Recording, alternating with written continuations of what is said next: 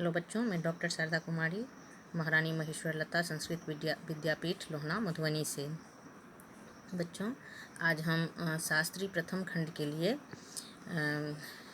जो है वो मौर्य साम्राज्य के अंतर्गत चंद्रगुप्त के जो मौर्य साम्राज्य का संस्थापक था उसके बाद जो शासक बना बिंदुसार, उसके बारे में आज अध्ययन करेंगे।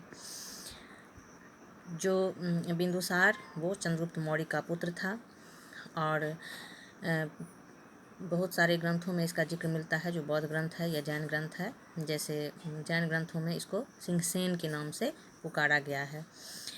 जो फ्लीट हैं इतिहासकार, उन्होंने बिंदुसार को अमित्रघात के नाम से बुलाया है और अमित्रघात का अर्थ होता है शत्रुओं का वध करने वाला।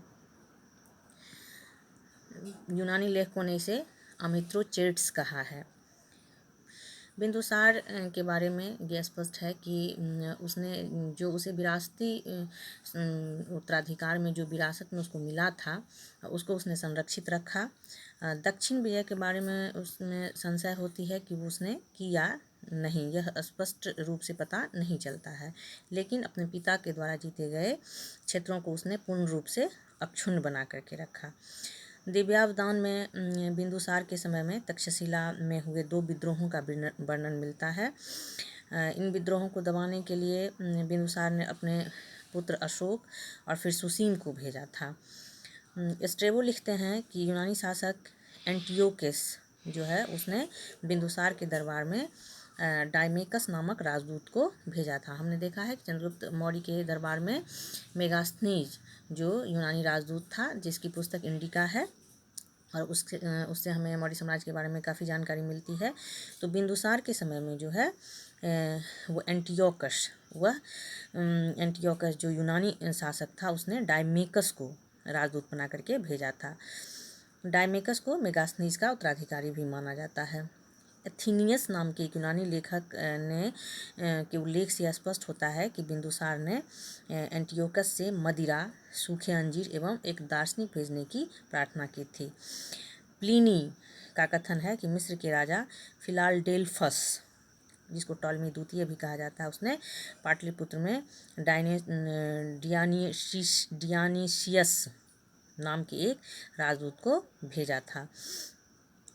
बिंदुसार जो है वो आजीवक संप्रदाय का अनुयायी था। चंद्रगुप्त मौर्य के बारे में हम जानते हैं कि वो जैन धर्म का जो है वो मानने वाला था, जैन धर्म को मानता था और जैन धर्म के अंतर्गत ही उसने सल्लेखना के तहत जो है अपने शरीर का परित्याग किया था।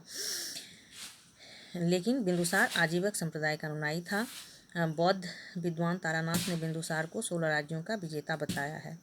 आर्य मंजूश्री मूलकल्प के अनुसार बिंदुसार की राज्य का संचालन चाणक्य करता था, अर्थात जिसने चंद्रगुप्त मौर्य को शासक बनाने में सहायता की थी, चाणक्य ने, कौटिल्य ने, वो बिंदुसार के समय भी मौजूद था और उसके शासन की का देख रेख जो है वो करता था। तो हमने आज दूसरे शासक बिंदुसार के बारे में, उसके बारे में थोड़ी बहुत जानकारी हासिल की। इस साम्राज्य का जो सबसे प्रमुख शासक, जिसका नाम जो है वो देश विदेशों हर जगह मिलता है, काफ़ी प्रसिद्ध था, वो इसका तीसरा शासक अशोक था, जिसके बारे में हम नेक्स्ट क्लास में जो है उसके बारे में अध्ययन करेंगे। और अशोक ने के बारे में हम थोड़ा बहुत बता देते हैं कि अशोक जो है वो इस वंश का तीसरा शासक था, चंद्रगुप्त मौर्य का पोता और बिंदुसार का पुत्र।